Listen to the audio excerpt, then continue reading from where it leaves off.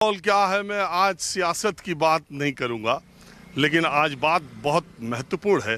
देश की आधी आबादी से जुड़ी है, हमारी बेटियों से जुड़ी है।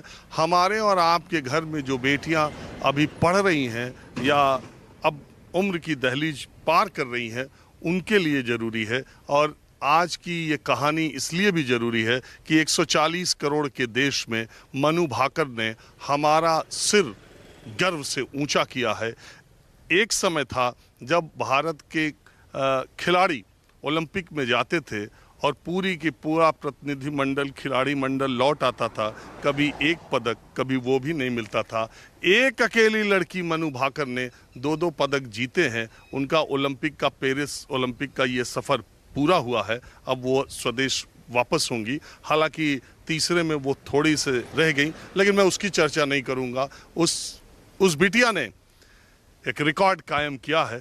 लेकिन बात यह है कि हरियाणा में जो खिलाड़ियों का परचम है और हरियाणा में जो खिलाड़ियों का योगदान है, और मनु भाकर को ईमानदारी से अपने कलेजे पर हाथ रख के सोचिएगा और मेरे सवाल का जवाब दीजिएगा कि मनु भाकर को इससे पहले, ओलंपिक का पदक जीतने से पहले, आप में से कितने लोग जानते थे? और आज के बाद देश में ऐसा कौन है जो नहीं जानेगा? वैसे दुनिया में भी, लेकिन मनु भाकर ऐसे पैदा नहीं होते। 117 खिलाड़ी पेरिस ओलंपिक में गए हैं। इसमें 20% से ज़्यादा खिलाड़ी अकेले हरियाणा से हैं। 36% यानी 1/3 से ज़्यादा खिलाड़ी सिर्फ 2 प्रदेश यानी पंजाब और हरियाणा से हैं। और कुश्ती में जो 6 खिलाड़ी पूरे देश से ओलंपिक में गए हैं, उसमें 5 लड़कियां हैं, बेटियां हैं, 1 बेटा है पुरुष से। और इन महिला पहलवानों का परचम पेरिस ओलंपिक में जरूर लहराएगा, ऐसा मुझे विश्वास है। लेकिन इसकी कहानी पीछे क्या है, जरा ये भी देखिए। देश में तमाम वायदों के बाद, तमाम बातें करने के बावजूद, ओलंपिक की तैयारी करने के बावजूद स्थिति ज़मीन पर क्या है, और ओलंपिक का पदक या ओलंपिक आने के बाद ही हम खिलाड़ियों के बारे में क्यों सोचते हैं, उसके पहले क्या तैयारी होती है, थोड़ा एक ज़मीनी हकीकत आपको दिखाने के लिए आया हूँ। ये देखिए, ये पहले इधर दिखाता हूँ। ये देखिए पूरा खेत सोनीपत खिलाड़ियों के लिए जाना जाता है। ये पूरे खेत के अगल बगल, ये यहाँ पर आप देखिए, ये खिलाड़ी साक्षी मलिक तो आपको याद होंगी, भारत की प्रथम महिला पहलवान जिसने ओलंपिक में पदक जीता था। और वो जिसके कंधे पर बैठी हैं, वो उनके कोच कुलदीप मलिक हैं, रियो ओलंपिक में। और ये जो दृश्य था, उस वक्त भारत में महिला शक्ति के प्रतीक के तौर पे पूरी दुनिया में देखा गया था। आज वो कुलदीप मलिक यहाँ पर कुश्ती की अकादमी चलाते हैं। उन्हें भारत सरकार ने पुरस्कार भी दिया, कोच का पुरस्कार। द्रोणाचार्य पुरस्कार तो उन्हें नहीं मिला, ध्यानचंद पुरस्कार मिला। कुलदीप मलिक रेलवे में कोच थे। भारतीय महिला कुश्ती टीम के 1 दशक से ज़्यादा तक कोच थे।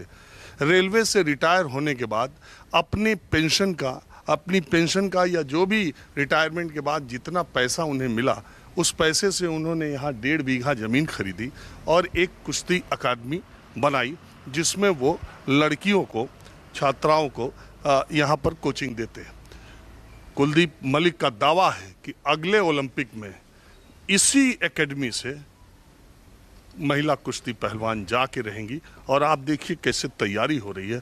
मैं सिर्फ आपको ज़मीनी हकीकत दिखाने इसलिए आया हूँ कि ओलंपिक का मेडल मिलने के बाद तो बहुत चर्चा करते हैं, लेकिन उसके पहले खिलाड़ी किन परिस्थितियों में क्या कर रहे हैं वो भी देखें। एक व्यक्ति ने, एक कोच जो भारत का कोच रहा, जिसे भारत सरकार ने पुरस्कार दिया हुआ है, ध्यानचंद पुरस्कार, वह व्यक्ति अपने रिटायरमेंट के पूरे पैसे से एक कुश्ती अकादमी चलाता है। सरकार से अभी उसे 1 रुपए की कोई मदद नहीं मिली और 2 साल से ज़्यादा ये हो चुका है।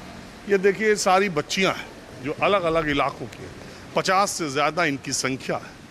और आप ये देखिए, पंखे में टीन शेड, मतलब प्लास्टर लगा है, पेंट भी नहीं हुआ है। आप देखिए इन बच्चों, ये छोटे छोटे बच्चों से ट्रेनिंग शुरू होती है। मैं सिर्फ दिखाने ये ले आया हूं। सबसे पहले आइए मैं कुलदीप जी से बात करता हूं। एक सवाल और जो बहुत जरूरी सवाल है। आपको पता ही है कि भारत में लिंगानुपात यानी सेक्स रेशियो के मामले में हरियाणा सबसे निचले पायदान में आता है, जहां प्रति 1000 पुरुष की तुलना में महिलाओं की संख्या 2011 की जनगणना में 877 थी। यही कारण है कि प्रधानमंत्री बनने के बाद नरेंद्र मोदी ने पानीपत से बेटी पढ़ाओ बेटी बचाओ का नारा दिया। उससे कुछ रेशियो सुधरा भी है। और इसके बावजूद इसी हरियाणा में जब लड़कियों के पैदा होने पर देश के अलग हिस्सों की तरह ताने दिया करते थे, ताना मारा करते थे, 2010 के बाद ऐसा क्या बदलाव हुआ कि हरियाणा के हर जिले में सैकड़ों हजारों की तादाद में लड़कियां अब स्पोर्ट्स में आगे आ रही हैं। और आप जब देखिए तब जिस भी अंतर्राष्ट्रीय प्रतियोगिता में देखिए हरियाणा की लड़कियां कमाल कर रही हैं। और ये कैसा संभव हुआ, हरियाणा के सामाजिक, आर्थिक और शैक्षणिक या ग्रामीण पृष्ठभूमि में सोचने समझने का तरीका कैसे बदला, आज इन्हीं सब बातों पर माहौल क्या है में चर्चा होगी। और दूसरी बात, अगर आपके घर में भी बेटी है और अगर वो पढ़ाई में बहुत तेज नहीं है, पेंटिंग में बहुत नहीं तेज है, अब मनु भाकर ने पढ़ाई क्या की है या उसे क्या आता है क्या नहीं, उसने एक मिसाल कायम की जो सदियों नहीं हजारों सालों तक उसका नाम जिंदा रहेगा। इसलिए अपनी बेटियों को भी उनकी अपने पसंद के क्षेत्र में आगे बढ़ाने के लिए आप क्या कर सकते हैं, आप भी सोचिएगा। इन्हीं सब मुद्दों पर आज चर्चा होगी। कुलदीप जी, सबसे पहले तो आपको बहुत बहुत बधाई और धन्यवाद। नमस्कार। पेरिस में ओलंपिक चल रहा, जी। मनु भाकर ने 2 मेडल जीत लिया। हरियाणा की वो भी हैं, हरियाणा की 5 पहलवान भी गई हैं, हरियाणा के सबसे ज़्यादा खिलाड़ी भी गए हैं।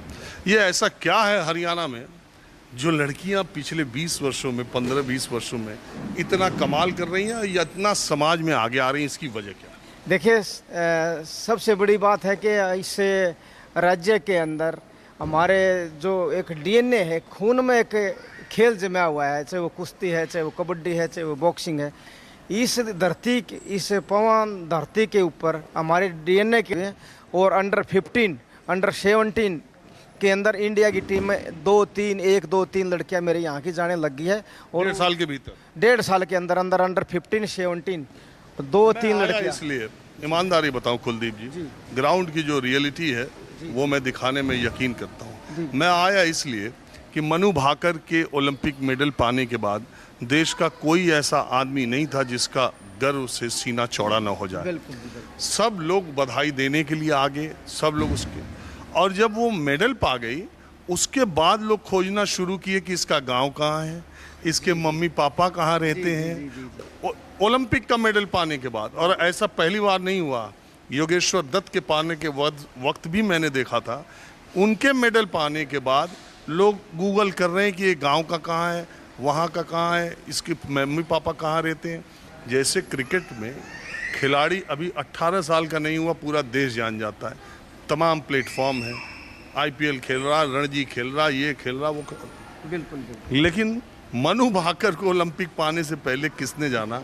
और इन्हीं में से मैंने एक आपका देखा कि आपने कहा कि मैं चैलेंज करता हूं कि अगले ओलंपिक में इसी एकेडमी से मैं भेजूंगा लड़कियां।